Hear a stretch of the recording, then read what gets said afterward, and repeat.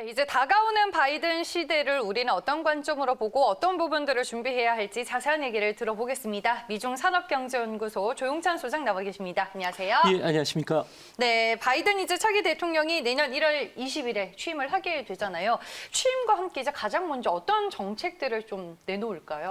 아무래도 1월 20일 정오부터 새 대통령의 업무가 시작되는데요.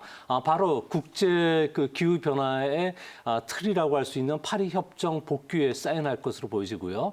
자신의 선거 정책 공약 1호죠. 기후 변화 대책과 관련해서는 바로 업무가 추진이 된다고 합니다.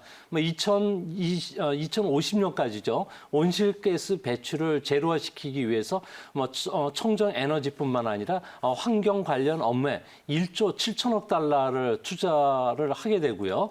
화석 연료에 대한 보조금 중단, 그리고 공공 토지에 대한 석유나 가스와 관련된 시출을 금지하는 안이 담겨 있다고 합니다. 특히 산업계에도 큰 영향을 끼칠 것으로 보여지는데요. 자동차 같은 경우에는 새 연비 기준이 책정이 되기 때문에 신차를 출시할 때마다 연비를 개선시켜야 된다고 합니다. 이뿐만 아니라 빌딩 같은 경우에는 연료 효율을 높이고 가스 배출을 줄이는 이런 장치를 해야 되고요. 또 냉장고의 프레온 가스를 아예 폐기시킬 정도로 모든 전자제품과 관련해서는 기후변화 영향을 고려하도록 강제가 된다고 합니다. 이뿐만 아니라 연방정부가 추진하는 사업에는 기후오염을 줄이는 정보 공개가 요구가 되고요. 2030년까지 생물 다양성 보호라든지 해상풍력 발전소와 관련된 건설을 2배 정도 늘릴 것으로 예상이 된다는 점에서 앞으로 우리나라의 친환경 자동차라든지 가스 배관 장치와 관련된 이런 제품들이 미국으로 크게 수출될 가능성이 높지 않나 보여집니다. 네, 정책을 저희가 먼저 들어봤고 지금 바이든 차기 대통령의 인사 카드도 많은 관심이 집중되고 있는데 경제사령탑으로 제니 델런 전 연준 의장이 또 될 가능성이 있다 이런 기사들이 많더라고요. 네, 현재까지는 1순위 후보라고 할 수 있는 사람은 현재 바이든의 정책 자문을 담당하고 있는 라엘 브레이너드 FRB 이사인데요. 이 사람 같은 경우에는 금융 정책뿐만 아니라 고용 문제도 전문가고요. 또 환경 대책도 상당히 밝기 때문에 2조 달러의 인프라 투자 계획을 추진할 수 있는 적임자로 보고 있습니다. 이뿐만 아니라 세금 인상이라든지 은행 규제 개혁과 관련해서는 그야말로 바이든이 내심 점지한 사람이긴 한데요. 문제는 공화당이 상원을 장악할 가능성이 상당히 높아지고 있다고 합니다. 새 대통령이 첫 조각 같은 경우에는 아무래도 인준 절차를 좀 느슨하게 하는 허니문 기간이 있긴 하지만 공화당과 민주당 간의 이념 갈등이 워낙 심하기 때문에 급진 좌파라고 할 수 있는 엘리자베트 워렌 상원 의원이라든지 라엘 브레이너드 같은 경우에는 통과하기가 상당히 힘들다고 합니다. 이 때문에 자넷 앨런 FRB 의장이 대타로 나올 가능성이 큰데요. 아무래도 FRB 의장을 하면서 인사청문회를 통과한 경험이 있고요. 또 의회 내에서 반대 목소리가 났기 때문에 경제정책 추진 시 의회의 협조를 받기 쉽다는 측면에서는 자넷 앨런 의장이 지금 급부상을 하고 있다고 합니다. 네, 알겠습니다. 이제 그러면 내년에 바이든 행정부가 정식적으로 출범을 하게 되면 한국 경제는 또 4년 동안 어떤 영향권에 들어갈지가 궁금하네요.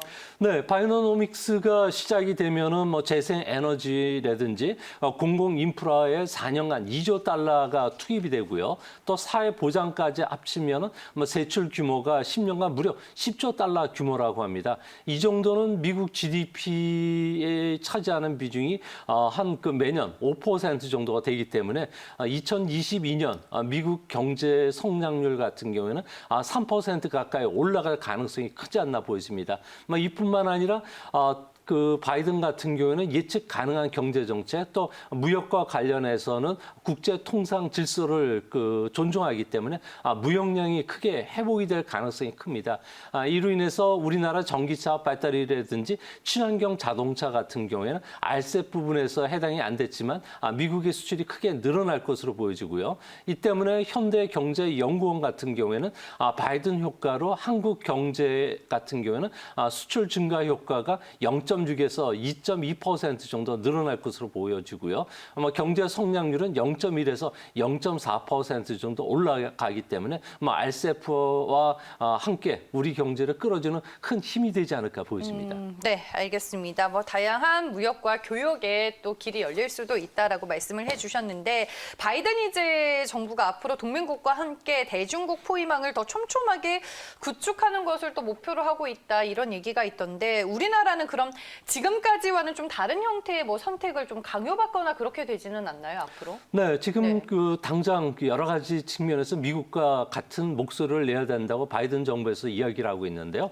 뭐 홍콩 인권 문제라든지 위구르 종교 탄압과 관련해서 바이든 같은 경우는 시진핑을 악당이라고 부르기도 했고요. 또 트럼프의 대응이 불충분하다면서 초강경 조치를 예고한 상황입니다. 이 때문에 바이든은 홍콩 정부 인사, 미국 입국 금지뿐만 아니라 자유무역항으로서의 무역에 대한 인센티브도 중단을 시킬 것으로 보여지고요. 또 수출 규제를 압박할 가능성이 큽니다. 이를 위해서 바이든 정부 같은 경우는 동맹국과 함께 중국 포위망을 촘촘하게 구축할 것으로 보여지는데요. 현재 우리나라 같은 경우에는 전통적으로 내정 불간섭 원칙을 고수하고 있기 때문에 중국뿐만 아니라 북한에 대해서도 큰 목소리를 내지는 않았다고 합니다. 이 때문에 앞으로 바이든 정부는 무역 확대라는 당근을 주면서 한국의 참여를 요청할 것으로 보여지고요. 또한 우리가 여기에 동참하지 않는다면은 환율 조작국 지정이라든지 상계 관세 부과 그리고 농산물 수입 요구와 관련된 채찍을 꺼내들 가능성이 크다는 점에서 새로운 동맹 관계 구축이 우리 경제에도 영향을 미치지 않을까 보여집니다. 네, 알겠습니다. 일단은 뭐 미국 대선 이후로 뭐 정치적인 불확실성은 어느 정도 해소가 된 것 같고 최근에 뭐 백신 모멘텀까지 더해지면서 뉴욕 증시의 상승 랠리가 이어지고 있습니다. 우리가 하지만 뭐 정치와 시장을 좀 연결지어서 봤을 때 민주당, 공화당이 집권했을 때 실질적으로 시장에서 투자 성과는 좀 어땠나요? 네, 작은 정부를 지향하고 규제 완화를 펼치는 공화당이 되면 주가가 좀 더 올라간다는 그 통설이 있는데요. 하지만 1937년 이후에 대선 결과와 주식 투자 성과를 보면 전혀 근거가 없고요. 어느 정권이 들어서든지 간에 평균적으로 9% 내에 성장을 한 것으로 지금 나타나고 있습니다.